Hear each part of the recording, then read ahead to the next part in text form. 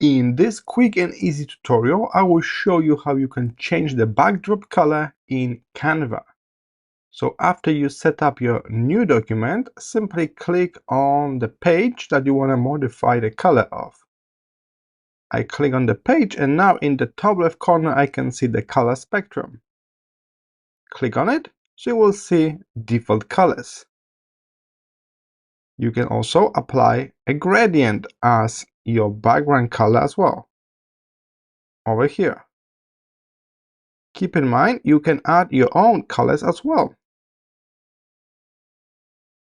You can simply create a color palette or modify existing color, like right now I'm modifying this gradient to be a circular gradient from the center.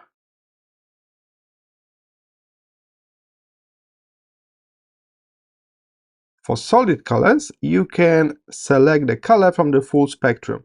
So at the bottom you got your colors, and then this big box will help you to determine saturation,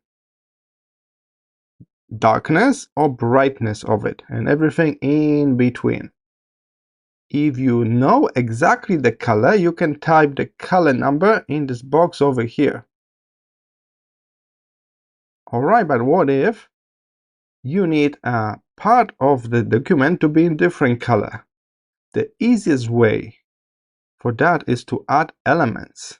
So let's head to elements and search for shapes. Let's see all of the shapes. Take a look, there are many shapes that we can use kind of like a backdrop color. So if I add, let's say, this square here, we can actually drag it, make it into rectangle.